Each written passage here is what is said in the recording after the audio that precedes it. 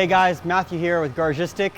Today we're going to show you how to adjust your adjustable DSSR. Seems easy, and it is easy, but we just want to clarify some things. That way you make sure you get it installed the first time correctly and you're happy with it. So we'll get into it right now.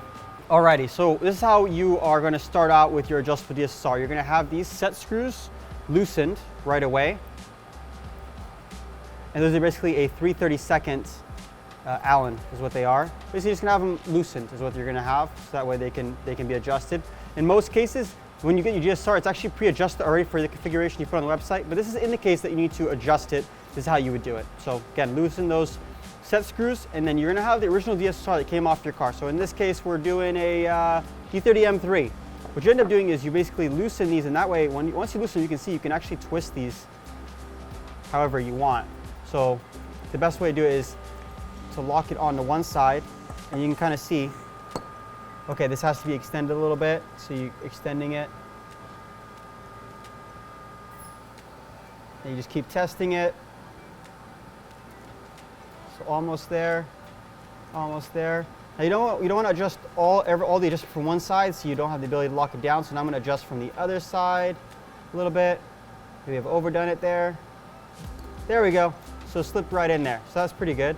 But you can see that the alignment is not set right now. So basically I'm going to twist it to the closest flat spot, which will be right there and right there. Let's see if that worked out. It's incredibly close right there. And now we're talking, I mean, like almost no, I mean, it's basically like right there. You know, one turn isn't going to really make it the whole difference right there. Now here's the important part. Once you've basically locked them like that and you're ready to lock them down, it's important that you get two flat surfaces. In our case, you know, it's a machine shop. We got 1, 2, 3 blocks, but it could be a piece of wood. It could be anything. And the idea is that you're basically going to get these things where they're flat. They're laying like that, so they're not rocking. That way, when you tighten these things down, you're not accidentally putting a rock in it or anything like that. For the 10-degree twist guys, you know, the 187s, E30 24 valve swaps, this one you'd have to either get a protractor and do it, or you could do it on the car. But in your case, it doesn't have to be square, but in these case, it has to be square. So basically lock that in place, and there you are. You've adjusted it, ready to go. So this would be the first version of it where you don't have a an on-car adjustment on these actual rods.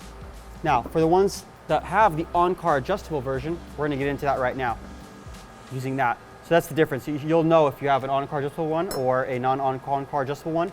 And this just varies by model. It's not like you have one or the other. Some of these models that you don't have the room to get the right length and be on-car adjustable. So you're either gonna get one of these things, the procedure is absolutely the same. So for the on-car adjustable one, it's gonna be very similar. We're basically gonna do almost the same thing. You know, you're gonna basically get it on there and you're gonna be able to then adjust it. Now, on these though, you do have two types of adjustment. You have a coarse adjustment and a fine adjustment. So I'm going to loosen these so you guys can see the difference. And again, this is only available on certain lengths, so if you didn't get this version, don't be alarmed. So you can see when I actually loosen this, there's actually more adjustment inside on both sides. So you can see there's a lot of adjustment in these things. So again, these are going to be pretty much preset when you get them. But in the case that you need to adjust them, you know, you'll at least have the ability to, and you'll know how. So right now I'm going to lock these ones down because they're kind of where I want them already. Just like that. Just like that. Great. Now again, I'm going to do something very similar. I'm just going to basically mock it up to my original one. So you can see like it's pretty nice to have that on-car adjustability. You basically can get it really close and you can just fine tune it. You can see it's growing and shrinking. Just like that. Pretty neat. So makes it a lot easier to get it on there and right to size. I mean, that's pretty satisfying. I just slipped on like that. So other than that, it's going to follow the same procedure as the first unit. You're just going to get it here, where you can get it perfectly square. You can see the flat spots right here with the set screws. So I'm going to lock it down here,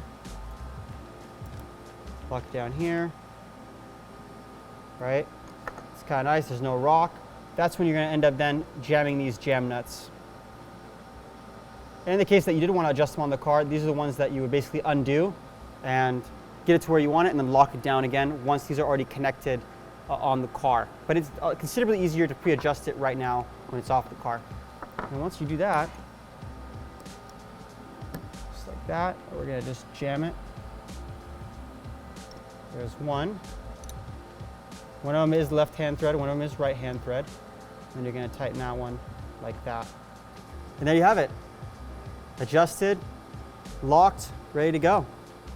So no matter which version you have now, you'll know how to adjust them. If you have any questions, give our support team a call, email, chat, DM, whatever it takes, and we'll help you get these things adjusted. So thanks for watching, guys.